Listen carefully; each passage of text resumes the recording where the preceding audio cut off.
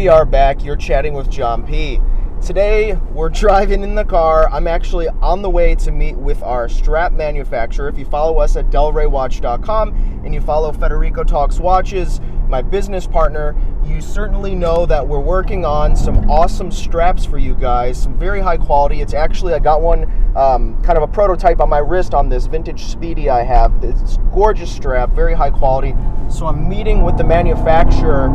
He actually flew down for us. He's also kind of a fan of the channel, so it's kind of exciting all around. So that's what's going on. So I wanted to shoot a quick episode here. I know I've been shooting back and forth between vintage and modern, and I don't know, guys. What do you think? Should I do more vintage? Should I do more modern? I try to go back and forth because, let's be honest, there's only so many watches in history we can talk about in terms of vintage, and I think it turns some people off. So I like to give you a little bit of a sprinkle of everything. So let me know in the comments below, and also do not forget to like and subscribe. It keeps me going, and the more likes and subscribes I see, the more videos I make for you. It's probably part of my subconscious.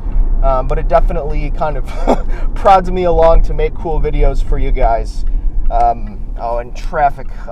Anyway, so what I want to talk to you about today, guys, is brands that you should not buy brand new. And what I mean by that is these are brands you should not pay full retail price for. Now, I'm not saying anything about the quality being bad or anything about these watches in that manner, because certainly, at a certain price point, most watches are very, very high quality. So I'm not talking bad about them in that regard. I'm just saying these are brands you should definitely not buy new at retail price, because you will take a bit of a bath. And what I mean by that is they do not hold their value, unfortunately. So let's get into it. And so the first brand I want to talk about is actually Breitling. I'm wearing a Breitling hat, so you know I don't hate the brand. Before, I know you guys in the comments, you hate Breitling, they're so good. Yes, they are good. Breitling makes a great watch, and they've made many great watches, and they've been around for a very long time. And they are one of the handful of brands that do have a very, very rich history in Swiss watchmaking. They do. Breitling's been around for a very long time, and even going into vintage times, 50s, 60s, and a little bit earlier, they have some great aeronautical themed pilots watches and iconic watches such as the Navitimer and several others that have become a little more iconic in recent times. And so here's the thing with Breitling watches. Do not buy a Breitling watch brand new at retail price unless you absolutely have to scratch the itch and a new model came out and you just need it and you have to buy it day one. Okay, that's the only scenario where you should buy a Breitling watch at retail price, and I'll tell you why. So here's what Breitling did. A little while ago, Breitling was purchased by an Asian investment group, and when that happened, they dumped a bunch of stock that was just sitting on the shelves on the market. They moved it to gray sellers, places like Joma Shop, people that sell on Amazon, eBay, all over the place. So on the internet, you can find Breitlings at pennies on the dollar.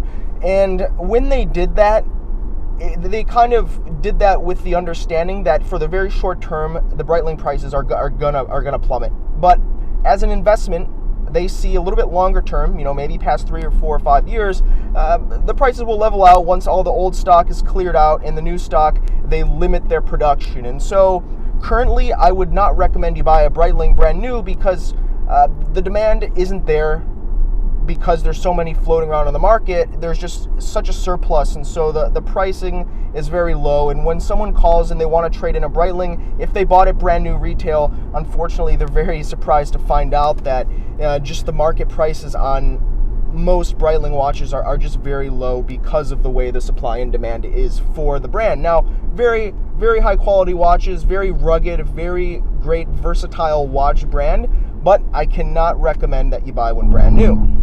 So that's Breitling. Get the elephant out of the room right away. It's probably the number one. Number two, I would say Gerard Perrigo. I personally love Gerard Perrigo. I've been a very big advocate of the brand for a very long time. But unfortunately, even though they're very high quality, completely in-house, everything about them oozes quality, very high, intricate, very finely decorated movements with their in-house calibers, they just don't hold value. And I recently had a Laureato, and I love the watch. I ended up selling it because a close friend of the channel and Del Rey watch wanted it a lot more than I wore it because I just have other watches, and so I did pass it along to him. But I'll tell you that the retail on this watch was something like $13,000 for kind of that like Nautilus AP style sports watch.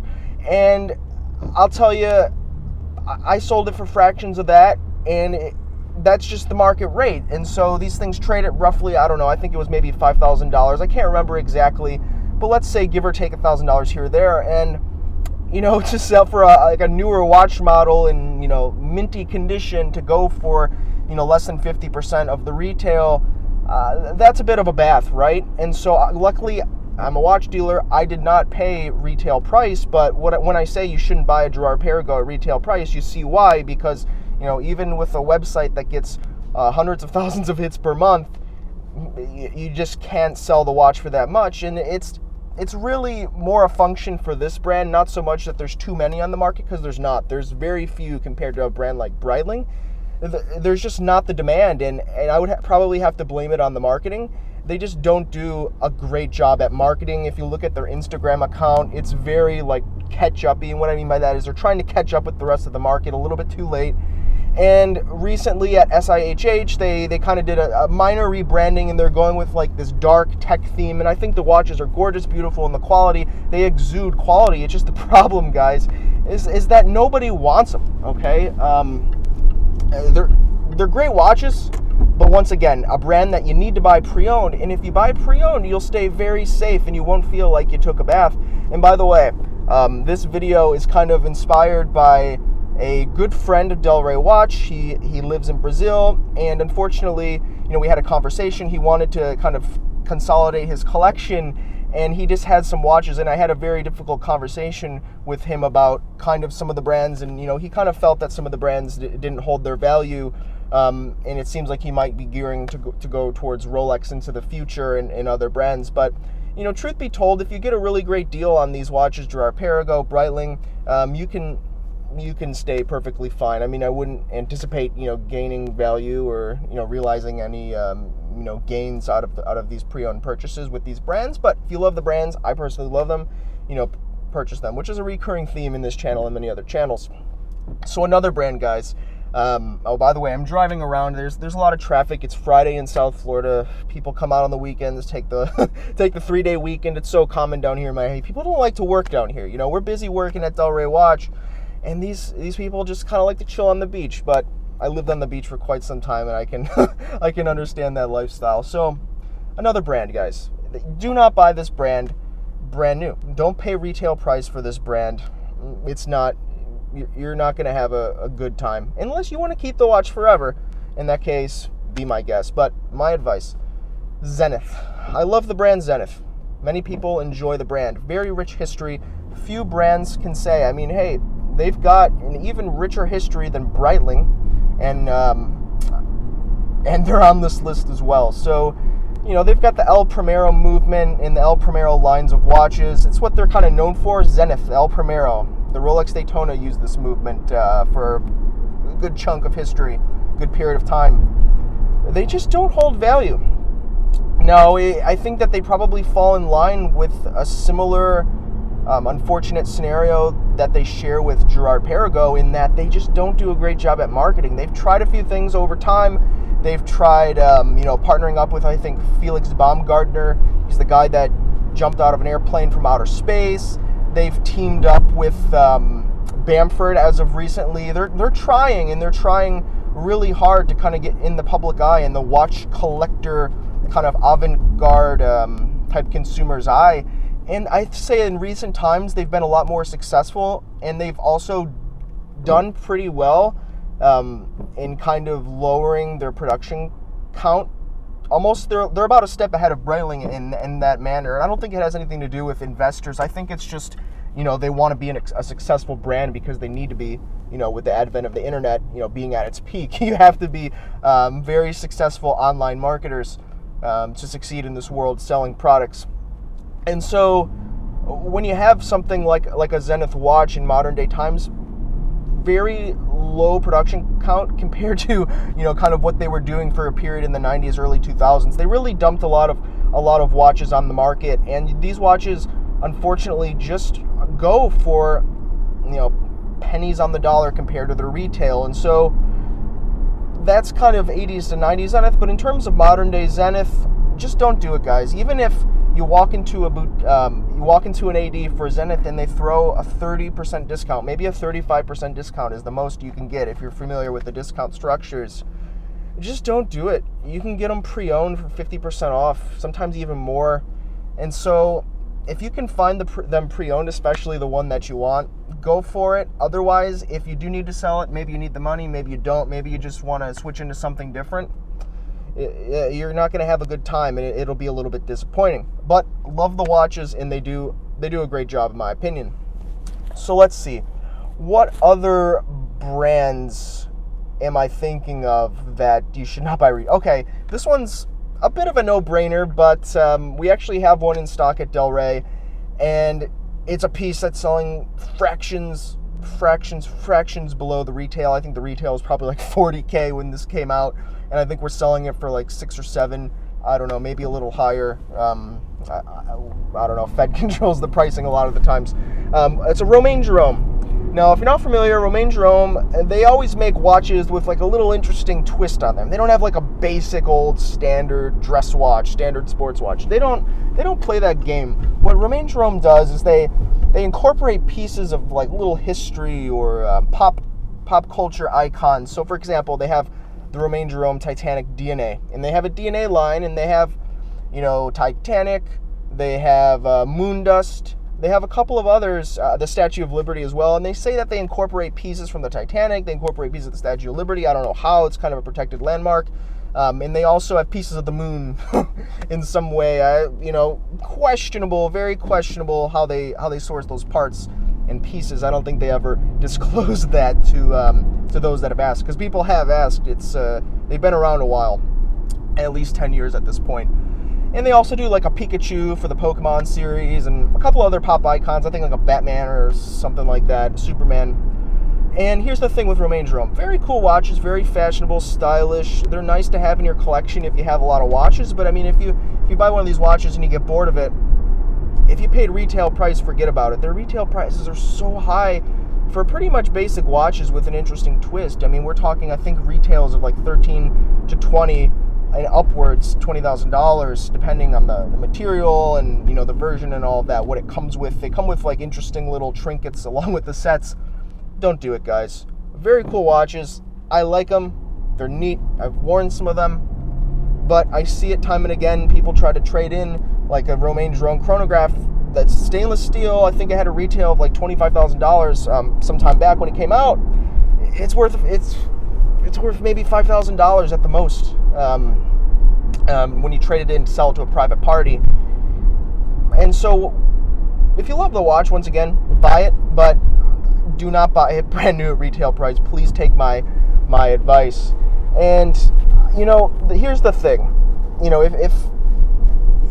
If the scenario that I mentioned was kind of a scenario that maybe happened to you, or maybe you're thinking of it, or maybe it happened to someone please do not take great offense by this, because it happens to everyone. And I'll say, unfortunately, it didn't happen to me because we'll use the brand Breitling. So very on in my early watch collecting days, I wanted a Breitling watch. They were cool, they were rugged. I liked to do some outdoor things when I was a bit younger.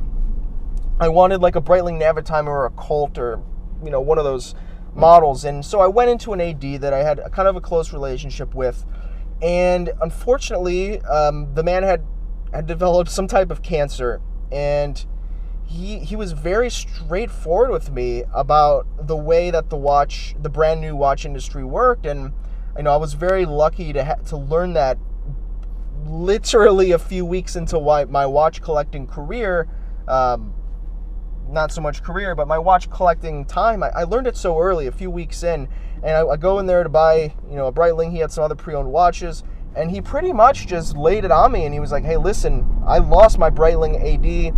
I've got cancer anyway, unfortunately, so I'm going to be retiring. I'll give you any of these watches at 40% off." And at this point, I had just gotten into watches, and I was like, I remember, wow, how can you offer these so low? And he told me, and this was 10 years ago, and you know, Breitling wasn't selling too hot. He was pretty much telling me, oh, you know, that's how much room, and there's a little room after that. And so for a brand new watch, you know, I learned it just so early that, I mean, you can save so much pre-owned. And even though he was incentivizing me to buy a new watch at, I think it was a 40% discount at that time. You know, he had some pre-owned Breitlings in the case that he gave me even cheaper. And I learned just so early on, guys. And so I want to share that with you. There's some other brands I can't go over every brand, of course. There's so many brands, so many models, so many scenarios. And of course, there's outliers as well. Like, there's a couple models here or there that are going to hold their price a little bit better. I can't cover everything, but if you like and subscribe, I'll keep kind of releasing these snippets, these little tidbits, these little tickles of information that will help you, whether you're a seasoned collector or a newer collector, or maybe you just haven't touched on certain brands. I mean, we deal with them all at Delray Watch, and I've got a really good feeling, of course, for the brands that hold the value. So like and subscribe if you like it. Also, I've been told there's like a notification issue where some people are not getting the notifications that I'm releasing these videos. So if you're one of those guys, leave in the comments below. I'll look into it and figure out what we can do to keep you notified of these videos. I'm stuck in traffic. I'm going to end this video on this note, but also leave in the comments below if you have any questions about brands or models that you're wondering if they're going to hold value. I'll do my best to respond as quickly as possible in the best way possible. And have a great weekend, guys. I'm going to get back to it and sit in traffic on the way to meet the strap guy. So have a great weekend. You've been chatting with John P. Ciao.